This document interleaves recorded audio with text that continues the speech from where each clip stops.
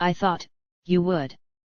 At first glance, her words sounded a little inexplicable, but Masachika could somehow understand the situation. Ah, this person didn't think she would win. Masachika felt awkward that Elisa had placed so much expectation on him, and at the same time, he felt guilty for not being able to meet those expectations. Ah, what did she say at that time? If I'm not mistaken, she said. Name, right. Feeling awkward, Masachika recalled Elisa's words.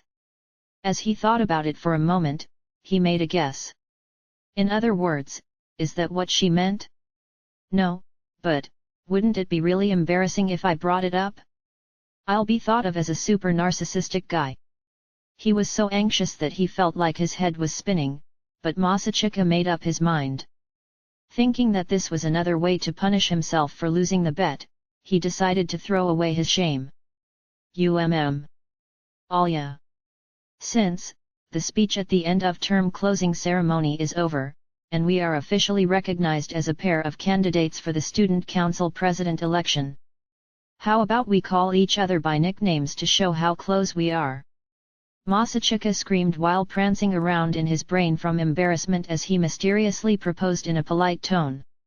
Not daring to look at Elisa, he just looked straight ahead and waited patiently for a response. After what seemed like an eternity, Elisa's small voice reached his ears. Well, I don't mind. Oh, really? Why yes. Although they didn't look at each other, they seemed to agree with each other. However, when Elisa coughed and cleared her throat, Masachika also turned his gaze towards Elisa. All right, then. Elisa then opened her mouth hesitantly, and peeked slightly to the side with a blushing expression. Masachika, kun. Yes. Her slightly shy manner as she called his name made Masachika's whole body tingle. Oh, well, isn't that already good? Really? Then, from now on, I'll call you that. And then, at the same time, she quickly averted her eyes and said so. Unable to bear the awkward and sweet atmosphere hovering between them, Masachika raised his voice in vain when he saw the imminent entrance. Ah, that's right. I should change my shoes. That's right. In hindsight, such a natural reaction would have made anyone ask, why bother saying that, but Elisa nodded her head without seeming bothered. Then, as they reached out to the shoeboxes lined up above and below simultaneously, they began to misbehave again. Amidst this sweet and sour, amused and explosive atmosphere, Masachika and Elisa traced their way home while chatting about trivial matters. During this time, they never looked at each other, and Elisa never called Masachika by name. After a while, they finally arrived at an intersection and somehow they both stopped at the same time. Then. I'm going home this way. Yes, then, until. Yes, she intended to say it casually. But, Masachika suddenly noticed. From tomorrow, it would be summer vacation. See you soon. Greetings will be a long time coming. If this continues. See you soon. Oh. Without looking at each other, Elisa headed towards the crossing area. And just as her feet were about to step onto the road, that's when it happened. Alya. Masachika half-reflexively called out to her. Then, when he noticed that Elisa was staring back out of the corner of her eye, he quickly looked away. Well. Even though it's already summer vacation, there are still various preparations for the election campaign, right? It's not like Yuki and Ayano are always together. While facing the wrong direction, Masachika spoke with a stammer. So, how about we sometimes meet up during the summer holidays too? After saying all that, Masachika's shyness had reached its limit. He could feel Elisa standing in front of him when she looked back, but he dared not look at her. He was desperately trying to stop himself from screaming and running away. Masachika-kun. From a short distance away, he heard Elisa's voice calling his name. Masachika turned his face and replied He could see out of the corner of her eye that Elisa was smiling a little at his pathetic way of handling the situation. Look ahead. Masachika turned his head reflexively when he heard the sentence spoken in Russian. Then, as soon as Masachika saw the innocent smile in front of her, Elisa said,